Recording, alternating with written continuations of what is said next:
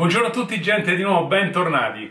Allora, non guardate il mio aspetto, oggi sono proprio trasandato, ho la barba lunga, è domenica e poi non dovevo uscire perché dovevo fare un po' di cose di lavoro, ma poi volevo provare qualche piatto nuovo.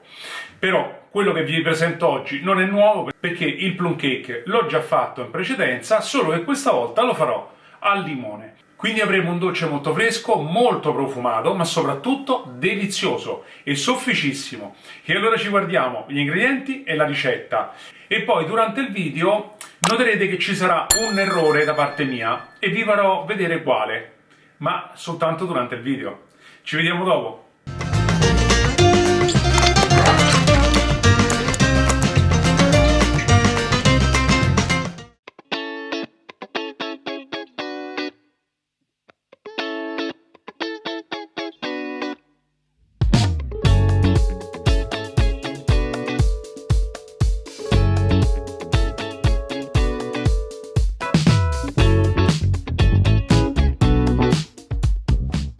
Mettete 3 uova in una ciotola grande, aggiungete lo zucchero, la scorza del limone e date una prima mescolata con le fruste elettriche.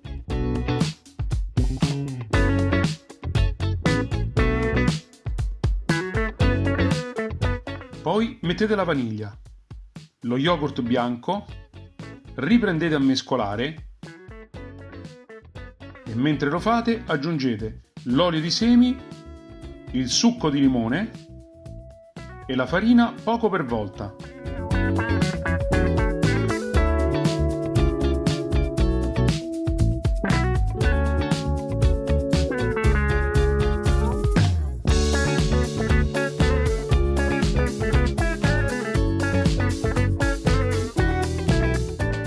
Infine aggiungete il lievito e mescolate ancora per qualche minuto.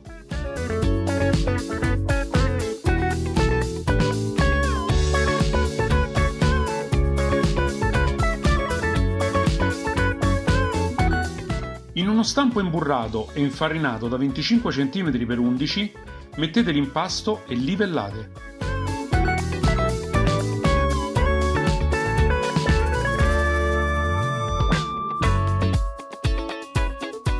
Mettete la granella di zucchero sulla superficie e infornate a 180 gradi per 40-50 minuti.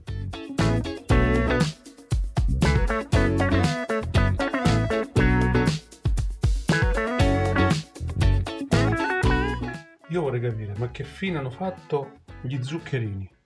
Allora, qual è l'errore che si è venuto a trovare? In realtà è stato questo. Allora, che cosa è successo a questa granella di zucchero? In pratica io l'ho dovuta mettere all'interno di questo contenitore, che poi è un contenitore in vetro, perché ne era rimasto pochissimo, la scatola mi ingombrava e quindi l'ho messo qui dentro, però ci è rimasto per parecchio tempo e quindi probabilmente ha alterato la sua consistenza, perché come l'ho messo sulla superficie del plum cake è sparito, è stato inglobato in pratica dall'impasto. E allora, per coprire questo errore, che cos'altro ho fatto? Ho preparato una glassa al limone e poi l'ho spennellata sopra. In pratica, come si suol dire, in cucina a volte si possono rimediare a certi errori, magari passando al piano B, in questo caso la glassa di limone. Prepariamo ora la glassa bagnando poco per volta lo zucchero a vero con il succo di limone, mescolando. Dovrà essere una consistenza semiliquida. Ora, con l'aiuto di un cucchiaio, ricopriamo la superficie del plum cake con la glassa.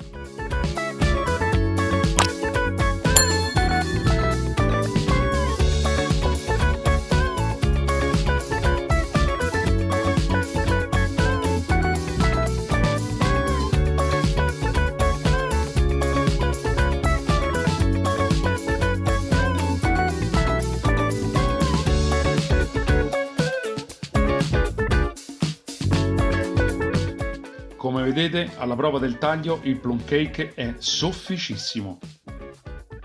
Buona colazione!